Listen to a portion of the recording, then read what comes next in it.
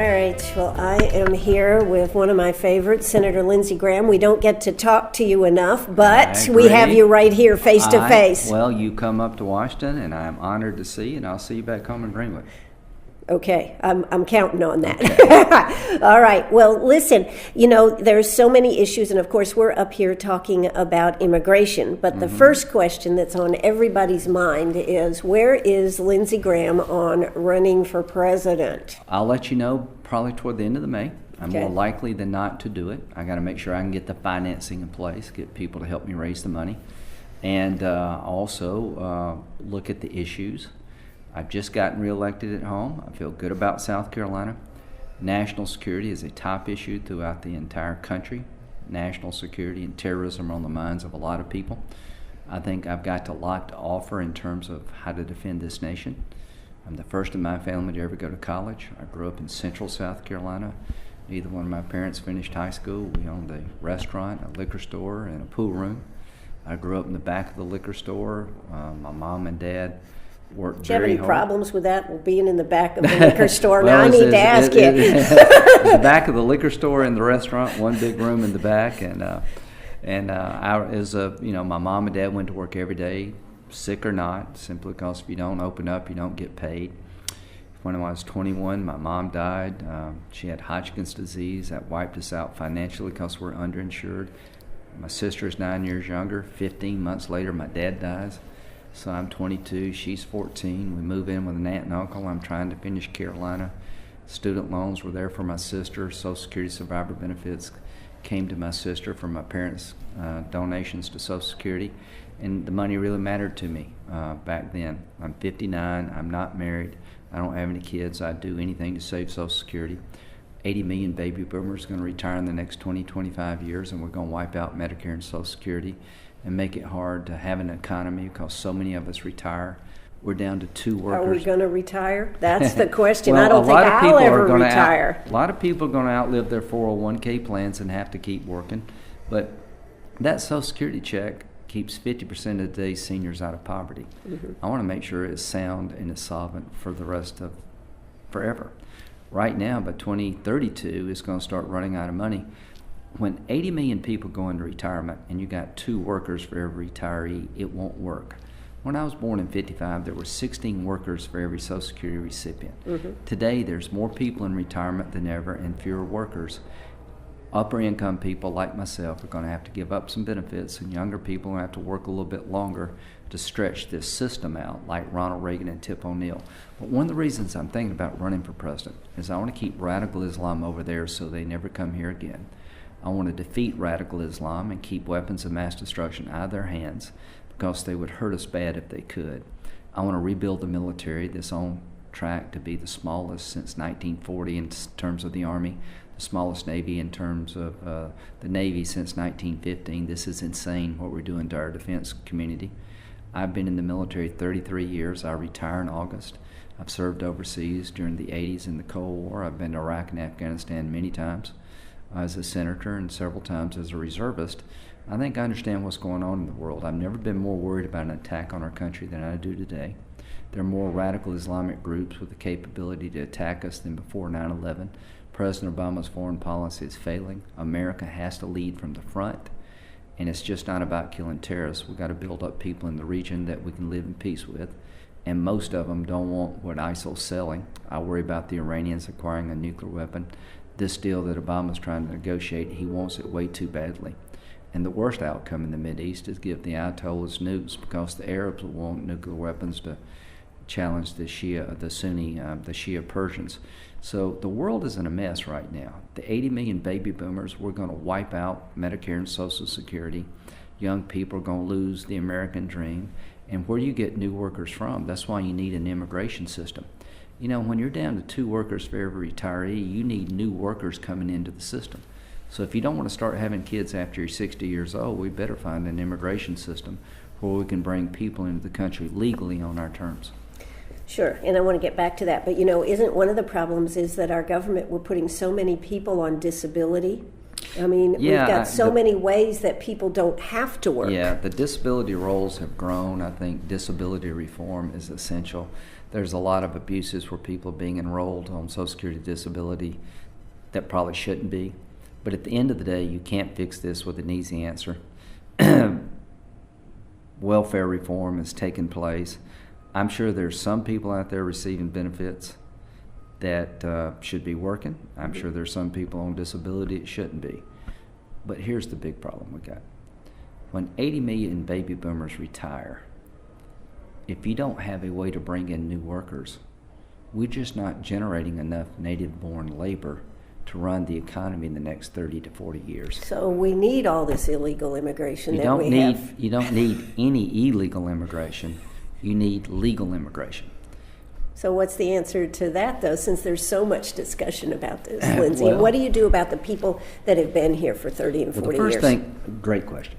First thing, you don't want to repeat the mistakes of the past. Giving amnesty and doing nothing else means that you're going to have 11 million more 20 years from now. You got to start with securing your border. If you don't do that, they'll just keep walking across the street. 40% of illegal immigrants came here by overstaying their visas. You need to control visas, and when your visa expires, you need to leave the country. 40% of illegal immigrants are visa overstays. You got to increase legal immigration. When you can't find a worker here after you try, like a meat packing plant or Our farmers in South Carolina farmers in are having a South big Carolina, problem. hotel owners that can't find labor. You can bring labor in temporarily. You have to pay them over the counter, not under the counter. The worst thing about illegal immigration is that these guys and gals are getting paid under the table in cash. That hurts wages. That hurts the working man and woman. Mm-hmm. But at the end of the day, after you secure your border, increase legal immigration, and have E-Verified, I want to make it hard to hire an illegal in the future. I want to make it easy to find out if you are legal from an employer point of view, and I want to make the punishment so severe that they won't even think about hiring an illegal.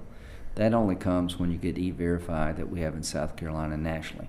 When you put all that in place, as to the 11 million, crooks, criminals, felons are not welcomed. They're not allowed to stay here. To the rest, you can stay here on our terms, not yours. You have to learn the language as a condition of staying here, pass English proficiency exams. You got to pay a fine. You got to pay taxes. You have a 10-year bar before you can apply for a green card. And when you do, you have to get in the back of the line in the country where you came from. So in Mexico, it could be 15 to 18 years. That, to me, is a way to allow people to stay here in a productive fashion. You send all the crooks back. But as to the rest, they can stay, and they'll have a pathway forward to citizenship, but it could take 15 to 20 years. But I think that's the best answer. The new system to replace the old system is what I'm after. In the future, a green card is given based on points. If you speak the language or you have a job skill we need in our economy, you'll get points toward a green card. A green card will be limited to immediate family, no more third cousins coming in. That means we'll have more green cards for workers.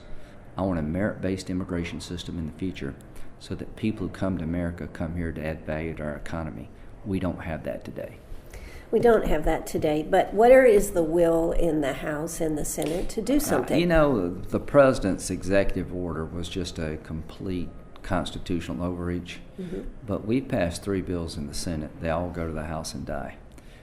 Well, they would say the other way, that the bills come to the House, to the Senate from the House, and they die. On immigration, they would be wrong. Okay. We've passed bills, they haven't. We've passed immigration reform bills that deal with the border, legal immigration, controlling who gets a job, and the 11 million.